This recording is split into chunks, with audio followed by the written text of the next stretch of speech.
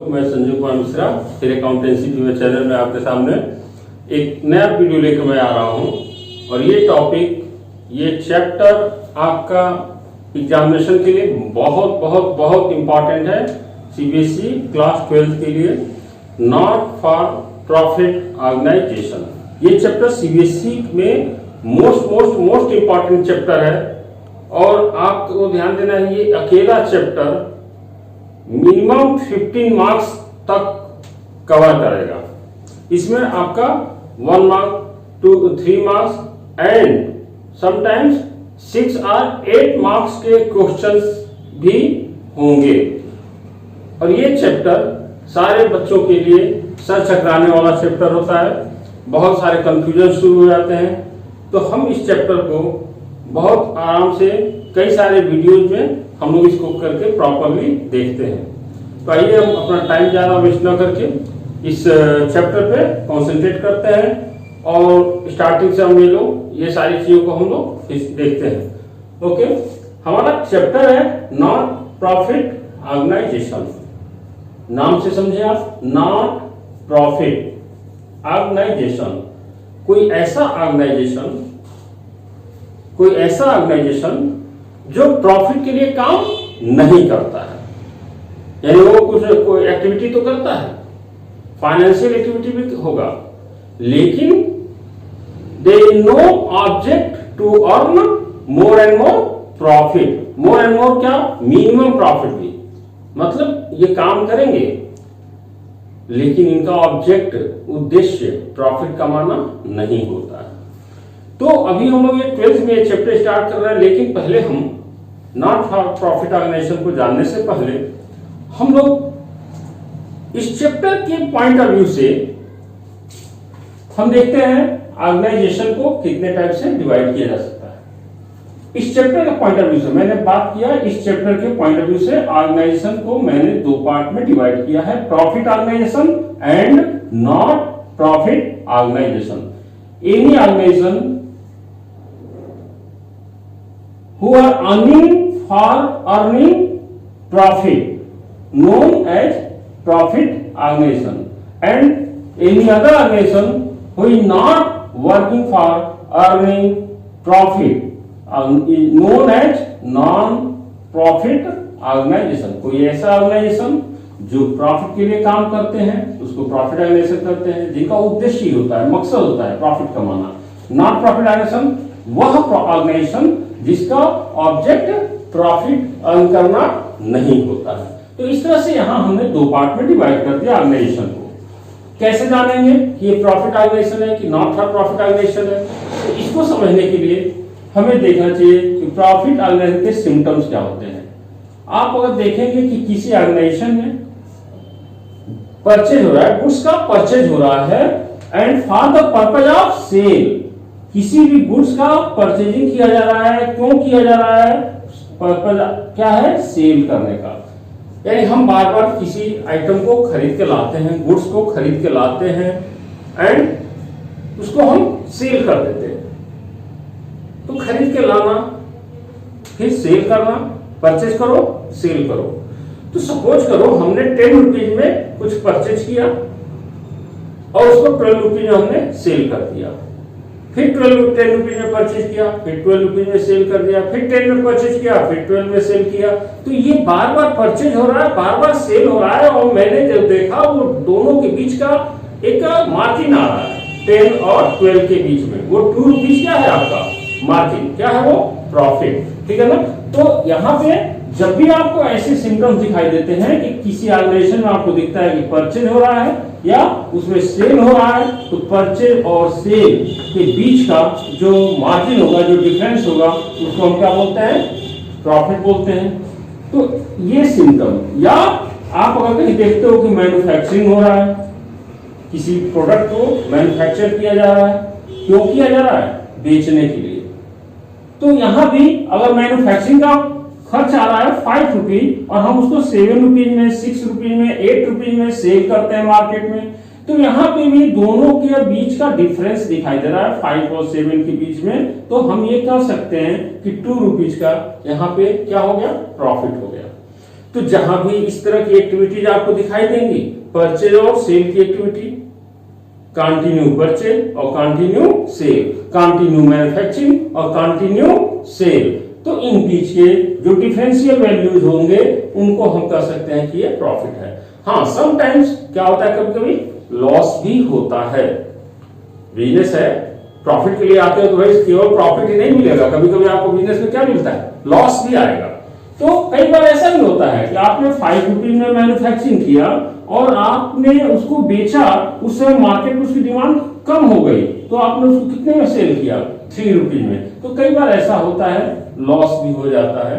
But object क्या होता है, ज्यादा कीमत में बेचना, ज्यादा कीमत में बेचना, सेल करना। इसलिए जहां भी ये दोनों सिम्टम्स दिखाई देते हैं, आप कह सकते हो कि प्रॉफिट ऑर्गेनाइजेशन है। इनका ऑब्जेक्ट क्या होता है, ऑब्जेक्टिव क्या होता है, इनका उद्देश्य क्या होता है, रिजल्ट क्या होता है। तो ऐसे ऑर्गेनाइजेशन का जो रिजल्ट होता है, ऑब्जेक्टिव होता है, वो ऑब्जेक्ट होता है earn profit and sometimes they got loss. Object तो होता है प्रॉफिट कमाना, लेकिन कभी कभी उनको क्या होता है, लॉस भी हो जाता है। तो इस तरह से हमने देखा कि ये प्रॉफिट ऑर्गेनाइजेशन के सिम्टम्स है। हमको देखना है फिर नॉन प्रॉफिट ऑर्गेनाइजेशन, और हमारा टॉपिक भी यही है, तो हमको इसी अपने टॉपिक पे फोकस करने की जरूरत है। तो नॉन प्रॉफिट ऑर्गेनाइजेशन क्या होता है, आप यहां देखना, परचेज होगा, लेकिन वो purchase for the purpose of sale नहीं होता है। परचेज तो करोगे अपने फॉर्म के लिए, अपने ऑर्गेनाइजेशन के लिए, कोई सामान, गुड्स, एसेट्स को परचेज तो करेंगे, लेकिन वो सेल करने के पर्पज से नहीं होता है, वो सर्विस प्रोवाइड करने के पर्पज से हो सकता है। हम सेल नहीं करते यहाँ पे। तो नॉट प्रॉफिट ऑर्गेनाइजेशन में सोशल एक्टिविटीज, यहाँ पे हम एक तरह से सोशल एक्टिविटीज करते हैं, सोसाइटी के लिए एक्टिविटीज करते हैं, सोशल रिफॉर्म के लिए एक्टिविटीज करते हैं। और इसके क्या सिम्टम्स होते हैं, तो religious activity not profit organisation में। दूसरा हो सकता है रिलीजियस एक्टिविटी, यानी रिलीजियस में हम अपने धर्म के लिए भी ऑर्गेनाइजेशन चलाते हैं। कई लोग मंदिर बनाते हैं, कई लोग मस्जिद बनाते हैं, उस मंदिर और मस्जिद में भी बहुत सारे पैसों का आना और जाना होता है, ठीक है ना, तो वहां डोनेशन वगैरह मिलता रहता है। तो social activity, religious activity and service activity, यहाँ हम अपने मेंबर्स को सर्विस प्रोवाइड करते हैं। तो हम देखते हैं कि ये जो एक्टिविटी लिखी गई है, इन एक्टिविटीज में किस टाइप के वर्क होते हैं या कौन से ऑर्गेनाइजेशन इसमें बिलोंग करते हैं। सोशल एक्टिविटीज के अंदर अगर हम देखें तो कह सकते हैं जो भी स्कूल होते हैं, एजुकेशनल इंस्टीट्यूशंस होते हैं, हॉस्पिटल होते हैं, स्पोर्ट्स क्लब होते हैं, ओल्ड एज होम होते हैं, कोई ट्रस्ट होता है, तो ये सब जो है प्रॉफिट के लिए काम नहीं करते हैं। ध्यान देना, आप लोगों के दिमाग के बारे में, सर हम तो स्कूल में फीस देते हैं, हॉस्पिटल में जाते हैं तो डॉक्टर को उसका कंसल्टेंसी फी देते हैं, तो ध्यान देना वो फी आप देते जरूर हो, लेकिन वहां सेल और परचेज वाला कॉन्सेप्ट नहीं है। स्कूल में आप फी देते हो, लेकिन आपने एजुकेशन को खरीदा नहीं है। वहां आपने ऐसा नहीं कि स्कूल वाले ने 5,000 रुपीज में कोई सामान परचेज करके लाया है और डायरेक्टली आपको हैंड ओवर कर दिया 6-7,000, ऐसा नहीं हुआ है। मैं इसको डिस्कस करूंगा आपसे। सोशल एक्टिविटीज में इस तरह की जो भी एक्टिविटी, ऐसी जो भी सोसाइटीज आपको दिखाई देती है, कोई स्कूल है, कोई हॉस्पिटल है, कोई स्पोर्ट्स क्लब है, ओल्ड एज होम है, ट्रस्ट है, कह सकते हो स्टेडियम है, तो ये सारे जो ऑर्गेनाइजेशंस होते हैं ये नॉट प्रॉफिट ऑर्गेनाइजेशन में आते हैं। इनका उद्देश्य प्रॉफिट कमाना नहीं होता है, इनका उद्देश्य सोशल रिफॉर्म होता है। रिलीजियस प्लेस, रिलीजियस ऑर्गेनाइजेशंस, इसमें टेम्पल है, चर्च है, गुरुद्वारा, ठीक है ना, मस्जिद, ये सब जो होते हैं ये लोग भी अपने हिसाब किताब अकाउंट के रजिस्टर को मेंटेन करते हैं, लेकिन कभी भी कोई मंदिर, कोई चर्च इसलिए नहीं बनाया जाता है कि इससे प्रॉफिट जनरेट करना है, ये उद्देश्य नहीं होता है। ये धार्मिक भावनाओं के लिए बनाया गया संस्थाएं होती हैं, और जो वहां पे पैसे डोनेशन वगैरह आते हैं उससे उस टेम्पल का, उस चर्च का, उस मस्जिद का डेवलपमेंट का काम किया जाता है। सर्विस एक्टिविटीज, अब देखो इन सब में भी सर्विस ही है, लेकिन कुछ और स्पेसिफिक टाइप के हैं जो हम बनना चाहते हैं, अपने लाइफ में करना चाहते हैं, स्पेशली एज ए प्रोफेशनल। तो सर्विस एक्टिविटी में जैसे कोई डॉक्टर है, डॉक्टर अपने थॉट्स को, अपने एजुकेशनल आइडियाज को अपने पेशेंट के ऊपर ट्रीट करता है और उसके बदले में उससे 200, 400, 500, 800 जो भी होता है वो फी चार्ज करता है। लेकिन वह एक डॉक्टर 500 ले रहा है, दूसरा डॉक्टर सेम दवा सेम ट्रीटमेंट कर रहा है, वो जो है उसके लिए 200 रुपीज फी रखा है। Doctor, engineer, advocate, architect, chartered accountant, draftsman, ये सभी लोग जो होते हैं, ये प्रोफेशनल लोग, ये अपने नॉलेज, अपने एक्सपीरियंस के हिसाब से अपनी सर्विस का चार्ज करते हैं और फी के रूप में चार्ज करते हैं। सबके कॉन्सेप्ट वही होता है, लेकिन अपना अपना अनुभव, अपना अपना आइडिया, एक्सपीरियंस जो है वो काउंट करता है और सब लोग अपने अपने हिसाब से उसके लिए चार्ज करते हैं। लेकिन वो लोग कुछ बेचते नहीं है, एडवाइस देते हैं, आपको सर्विस प्रोवाइड करते हैं। ऐसे में अगर किसी कोई इस प्रकार की एक्टिविटी करता है तो वो भी अपने अकाउंट को मेंटेन करता है। और कैसे मेंटेन करेगा? तो वो भी नॉट प्रॉफिट ऑर्गेनाइजेशन के अंतर्गत ही आते हैं। ठीक है, इनका ऑब्जेक्टिव क्या होता है, इनका रिजल्ट क्या होता है? तो ये इनका objective social services without profit, बिना प्रॉफिट कमाए हमको सोशल एक्टिविटी करना होता है। और यहां पे एक चीज जानना है कि रिजल्ट यहां क्या होता है। प्रॉफिट ऑर्गेनाइजेशन है तो उसका रिजल्ट क्या होता है, और क्या करना है उसको, प्रॉफिट, और कभी कभी उसको क्या हो जाता है, लॉस। तो इस सिचुएशन में क्या होता है, नॉट प्रॉफिट ऑर्गेनाइजेशन के सिचुएशन में क्या होता है, यहां जो प्रॉफिट वर्ड का इस्तेमाल हुआ है उसको हम यहां पे बोलते हैं सरप्लस। जो एक्स्ट्रा होता है, जो ये 2 रुपीज एक्स्ट्रा दिखाई दे रहा है, 5 रुपीज का परचेजिंग था या मैन्युफैक्चरिंग था, 7 रुपीज में सेल हो गया, तो ये क्या हो गया हमारा 2 रुपीज का प्रॉफिट। और कई बार यही सिचुएशन अगर ऐसा हो जाए कि ये 5 का मैन्युफैक्चरिंग कॉस्ट था, 3 रुपीज में सेल किया, तो 2 रुपीज का क्या हो गया, लॉस। इसी कॉन्सेप्ट को अगर हम यहां रख देते हैं तो हम इसको प्रॉफिट की जगह पे क्या बोलेंगे, सरप्लस।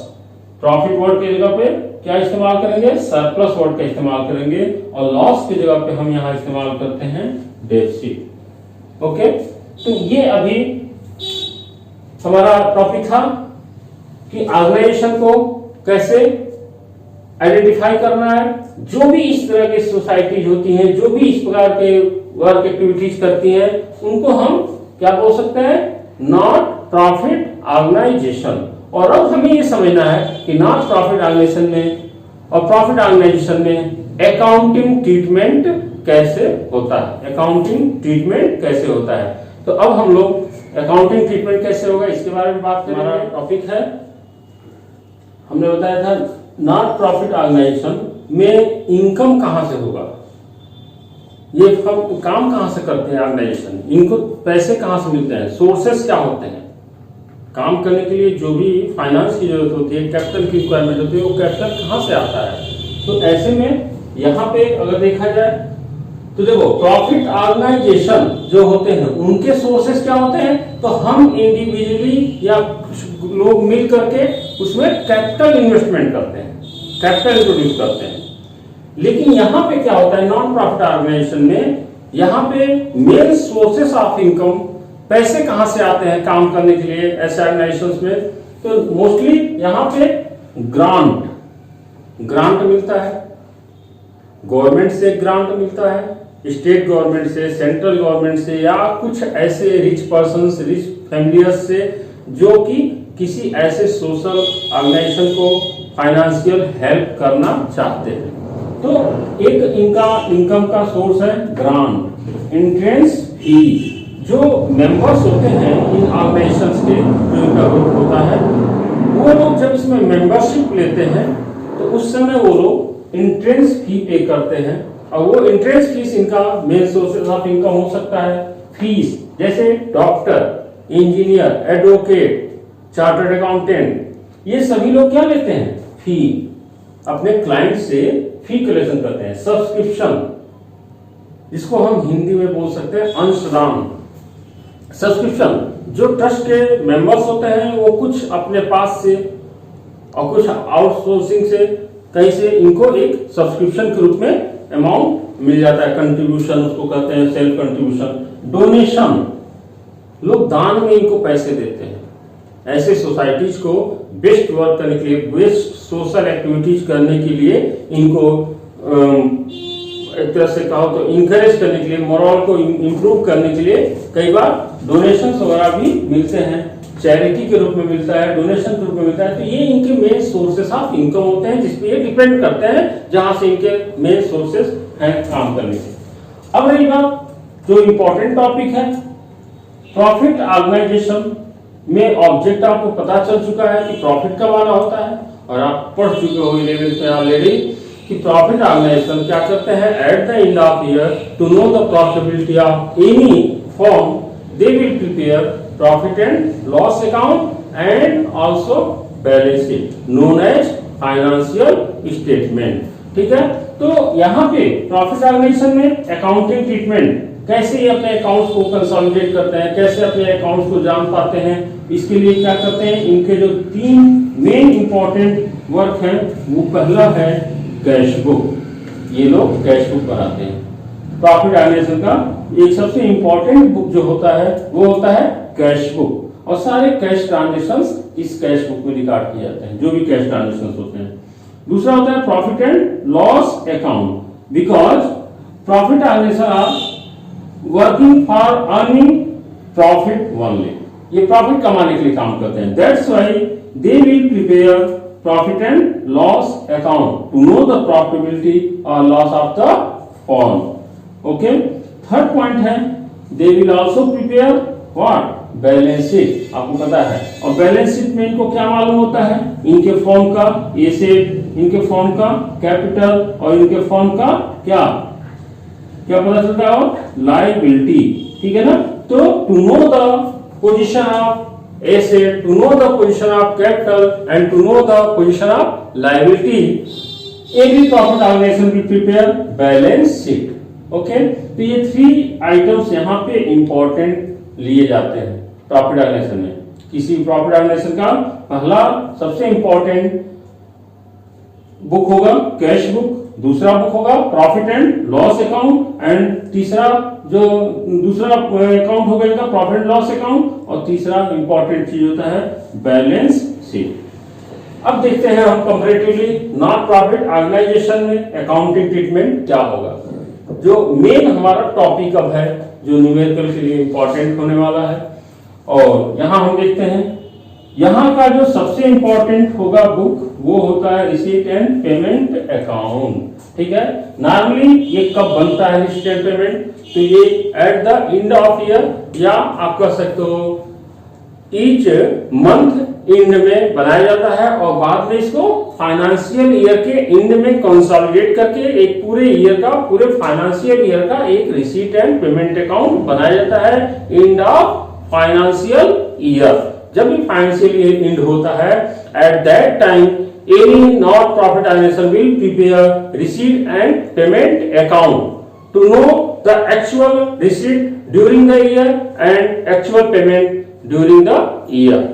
ओके, तो पहला इनका हो गया रिसीट एंड पेमेंट अकाउंट। अब देखो मैंने यहाँ पे शो किया है कि यहाँ पे जरा कंपैरेटिवली आप चेक कर सकते हो, प्रॉफिट ऑर्गेनाइजेशन बनाते हैं cash book, not profit organisation बनाते हैं रिसीट एंड पेमेंट अकाउंट।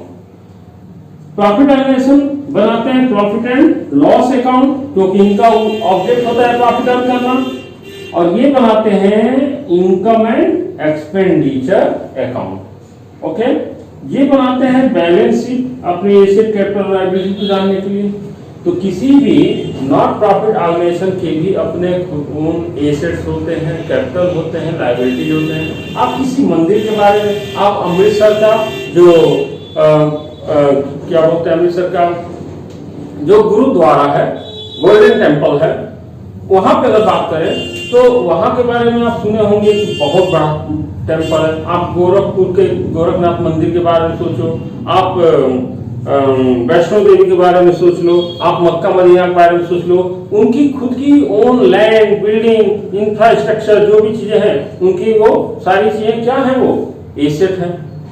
इसी तरह उनके कैपिटल भी होते हैं और उनके एक्चुअल में लायबिलिटीज क्या क्या है उन सभी चीजों को भी देखना होता है। तो इसलिए ऐसे ऑर्गेनाइजेशन भी अपना क्या बनाते हैं, बैलेंस शीट बनाते हैं। ठीक है, अच्छा अब यहाँ पे सबसे इंपॉर्टेंट चीज टेक्निकली आप लोग ये चीज सीख लो, कई बार 1 मार्क्स के क्वेश्चंस में ये चीजें आती हैं। अगर पूछा जाए कि receipt and payment account actual में किस अकाउंट से बिलोंग करता है, तो receipt and payment account belongs to real account. इसमें रियल अकाउंट क्यों, रियल अकाउंट 11th का कोर्स आपको पता है, real account belongs to asset and asset comes in debit, asset goes out credit. तो इसमें receipt and payment means receipt का मतलब क्या होता है, कितना कैश रिसीट हुआ, by which sources, from which sources cash receipt and from which usages cash goes out. ठीक है ना, कैश का कम्स इन, कैश का गोज आउट, यानी कैश क्या होता है एसेट, और एसेट किस अकाउंट से बिलोंग करेगा, रियल अकाउंट। तो रिसीट एंड पेमेंट अकाउंट के बारे में अगर पूछा जाता है कि receipt and payment account actual में किस अकाउंट से बिलोंग करता है, तो रिप्लाई क्या होगा, रियल अकाउंट से बिलोंग करेगा। दूसरी चीज प्रॉफिट एंड लॉस अकाउंट जो यहां बनता है, इसके सिमिलर नॉट प्रॉफिट ऑर्गेनाइजेशन क्या बनाते हैं, income and expenditure account, income and expenditure account. इनका काम है प्रॉफिट जानना, इसलिए प्रॉफिट लॉस अकाउंट बनाते हैं। इनका काम प्रॉफिट कमाना नहीं होता है, ये केवल ये देखते हैं कि हमने कितना इनकम जनरेट किया ड्यूरिंग द फाइनेंशियल ईयर, और उस इनकम को मैंने किन किन मदों के लिए, किन किन आइटम्स के लिए हमने पूरे फाइनेंशियल ईयर में स्पेंड किया।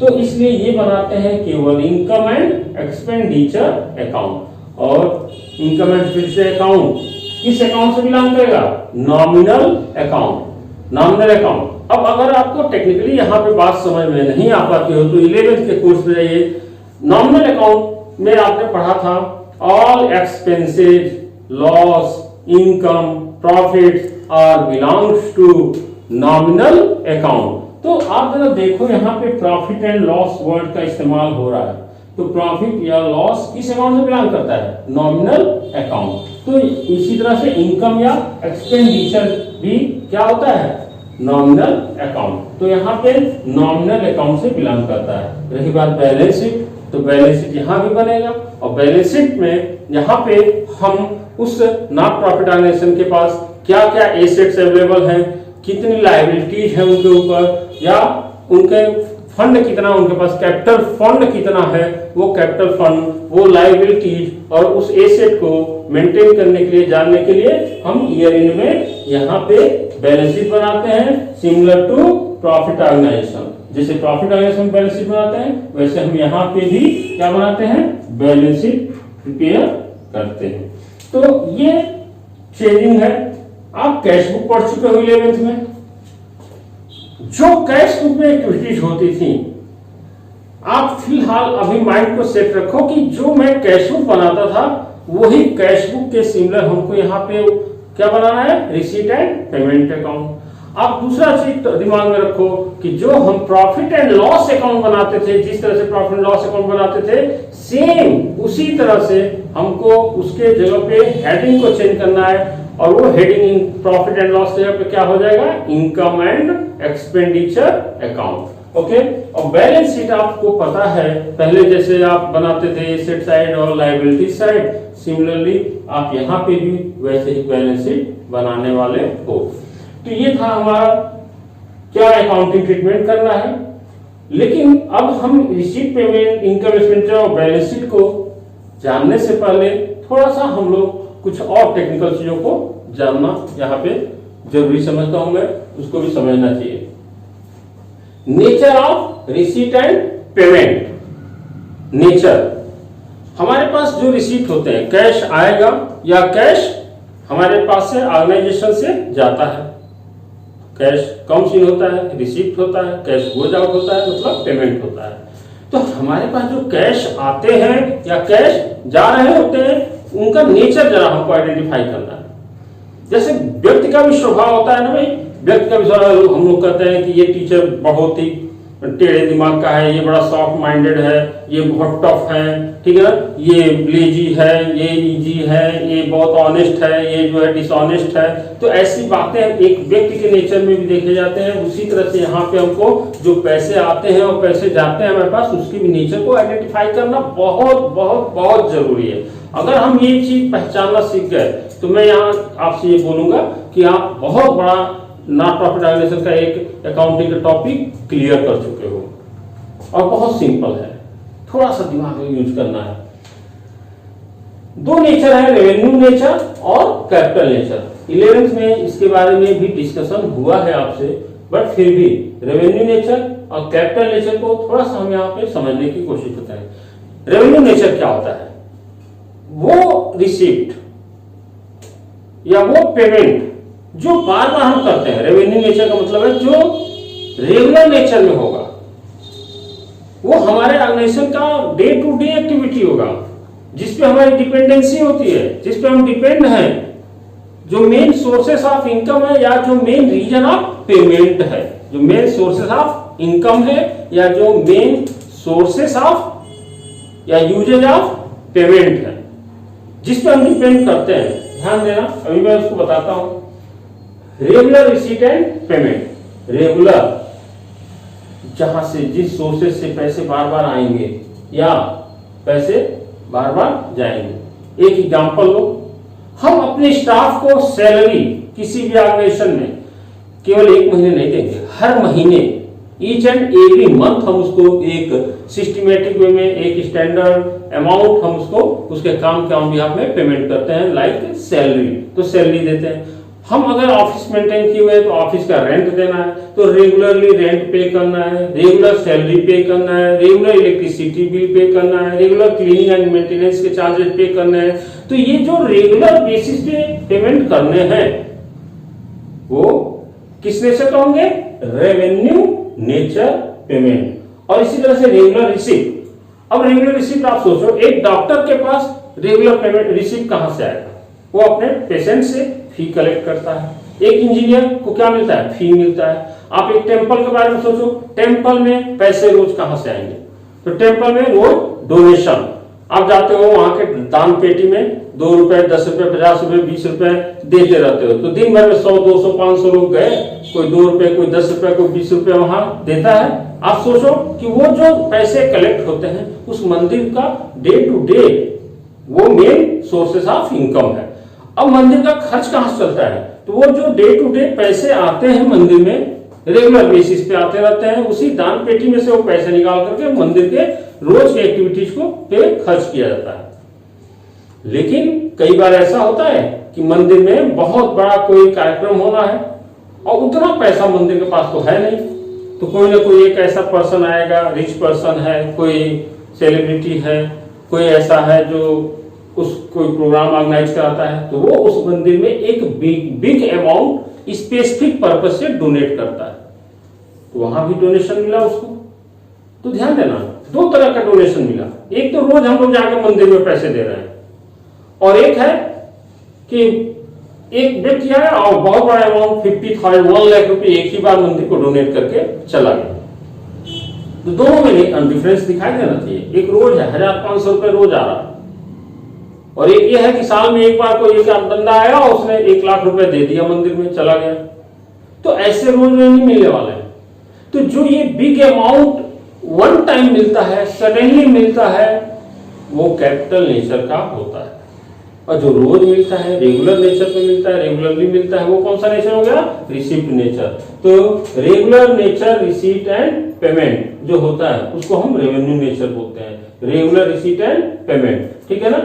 इसका और एक सिम्टम स्मॉल अमाउंट होता है। ये छोटे छोटे अमाउंट के रूप में हमको मिलता रहता है, रेकरिंग होता है, नियमित रूप से मिलता रहता है और नियमित रूप से हम खर्च करते रहते हैं। रेकरिंग का मतलब हो गया कंटिन्यू, हर महीने, हर दिन आना और हर दिन जाना, जो रेगुलर प्रोसेस है, रेगुलर एक्टिविटी है।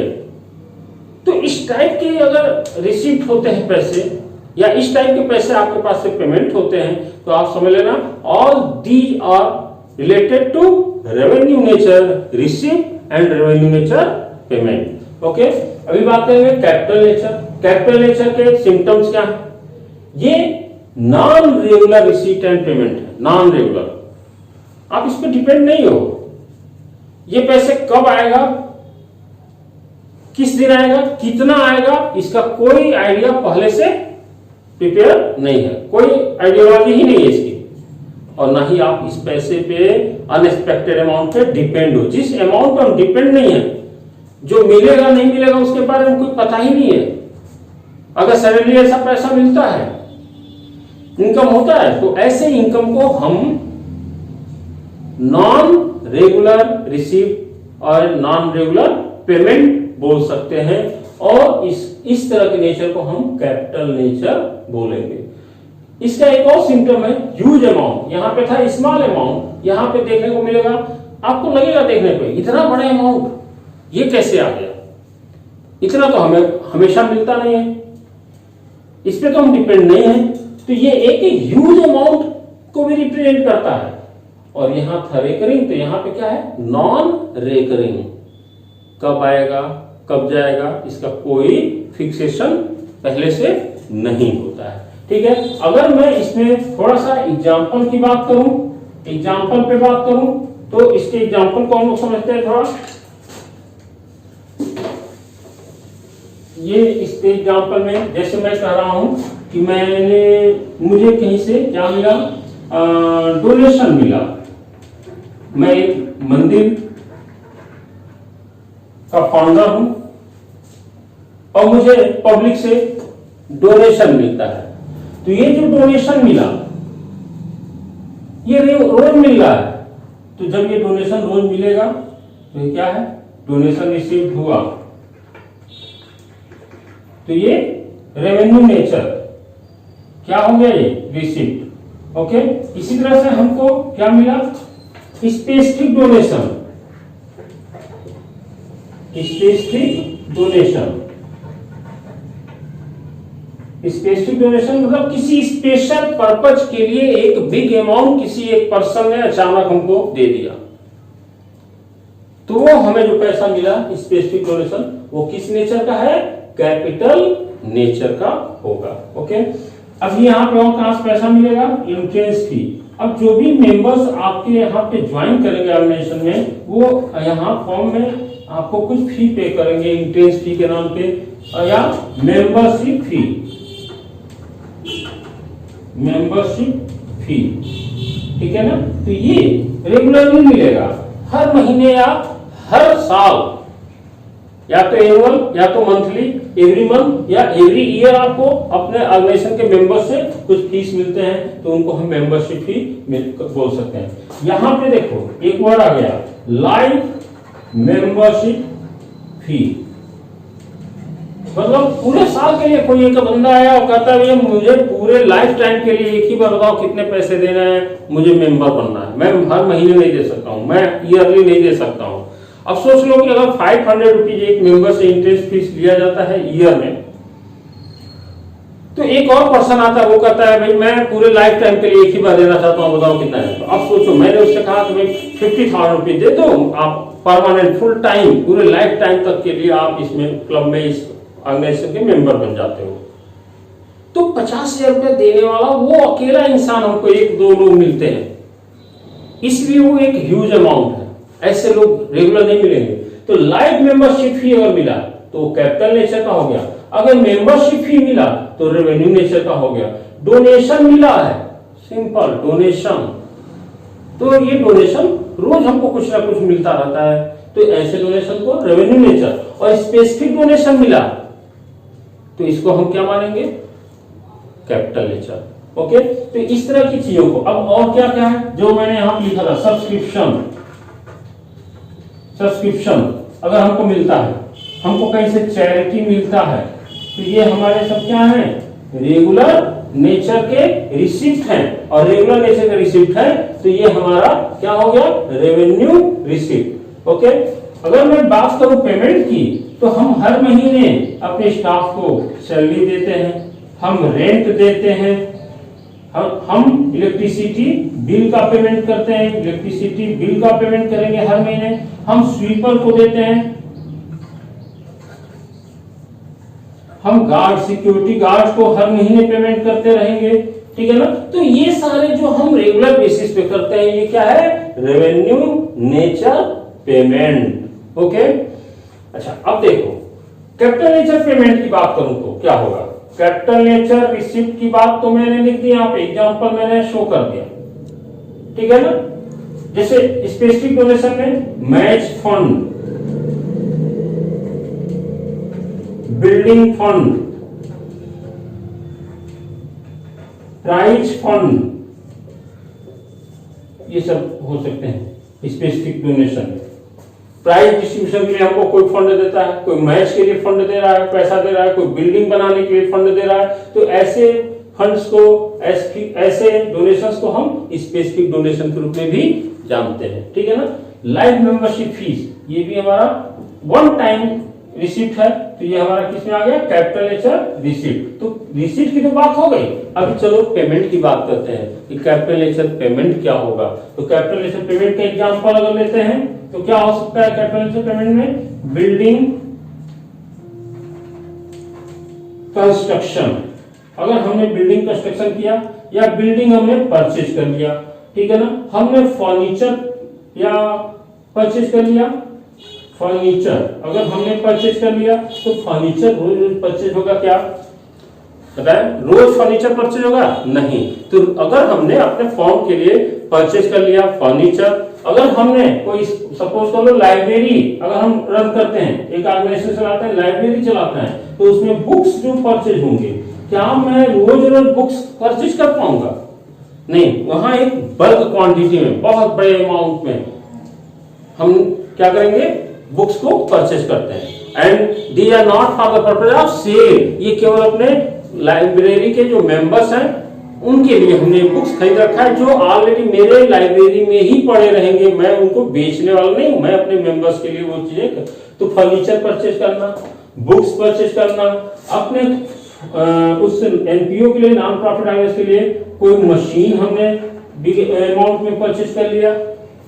तो ऐसी चीजें जब हम खरीदेंगे, परचेज करेंगे, तो ये बार बार होने वाली चीजें नहीं है। अगर हमने कहीं क्या कर दिया, इन्वेस्टमेंट कर दिया, इन्वेस्टमेंट फंड, जैसे पैसे हमारे पास सरप्लस है, बहुत ज्यादा सरप्लस पैसे हैं ऑर्गेनाइजेशन के पास, तो उसने क्या किया, इसको कहीं किसी बैंक में एफडी कर दिया या कहीं और इन्वेस्ट कर दिया, उससे उसको कुछ पैसे की इनकम होगी, जिससे वो फॉर्म और स्मूथली वो एनपीओ और स्मूथली अपनी फाइनेंशियल रिक्वायरमेंट्स को पूरा कर सकेगा। तो ये एग्जांपल्स को आप अच्छे से समझने की जरूरत है, आपको आइडेंटिफाई करने की जरूरत है। अब जैसे जनरल वे में मैं आपको बता दूं तो क्या हो सकता है, आप अपने लिए अगर अपने आप को स्टूडेंट समझो, स्टूडेंट हो और आपके लिए जो आपने एक डीके गोयल की बुक परचेज कर ली या टीएस रिवाल की बुक परचेज कर ली, वो आपने एक बार परचेज कर लेते हो और वो बुक को पूरे 1 ईयर तक, 2 इयर्स तक आप उसको यूज करते रहते हो और लाइफ में भी उसका यूज करना है आपको, इन फ्यूचर कंपटीशन में जाना है तो वो बुक का परचेज क्या है, कैपिटल नेचर है, वो लॉन्ग टर्म तक आप उसका इस्तेमाल करते हो। इसी तरह आप जो पेन खरीदते हो, वो पेन आप कुछ दिनों तक चलाओगे, पेन गायब हो गया, 2, 4, 5 रुपए की पेन है गायब, आप दूसरा खरीद लेते हो, यानी पेन गायब हो जाता है, आपके पास इतनी कैपेसिटी हो कि आप विदाउट पेरेंट्स आप खुद से कहीं से भी मैनेज कर लेते हो। लेकिन बुक गायब होना वो नहीं गायब होता है, क्योंकि वो बिग अमाउंट लगा होता है। तो थोड़ा सा आइडेंटिफाई करना है कि आप ईच एंड एवरी डे जो करते हो वो रेवेन्यू नेचर है, जो कभी कभी होते हैं, नॉन रेगुलरली आप मतलब होगा, तो उसको आप क्या मानोगे कि वो कैपिटल नेचर के होते हैं। तो अभी ये समझना जरूरी है। और अब हम लोगों का अगला टॉपिक होगा रिसीट एंड पेमेंट पे, हम लोग डिस्कस करेंगे रिसीट एंड पेमेंट कैसे बनाएंगे और किस तरह से हम लोग आगे इस टॉपिक को लेके जाएंगे। तो आज का ये वीडियो हमारा यहाँ पे खत्म होता है। आप प्लीज वीडियो को देखें, सब्सक्राइब करें और अपने फ्रेंड्स ग्रुप में भी शेयर करें, जिससे कि और व्यूज और मेंबरों की संख्या भी, आप सब्सक्राइबर्स की संख्या भी बढ़े, जिससे मुझे भी वीडियो बनाने में थोड़ा सा हेल्प मिले। आपका इंकरेजमेंट मेरे लिए बहुत फ्रूटफुल होगा। Thank you very much.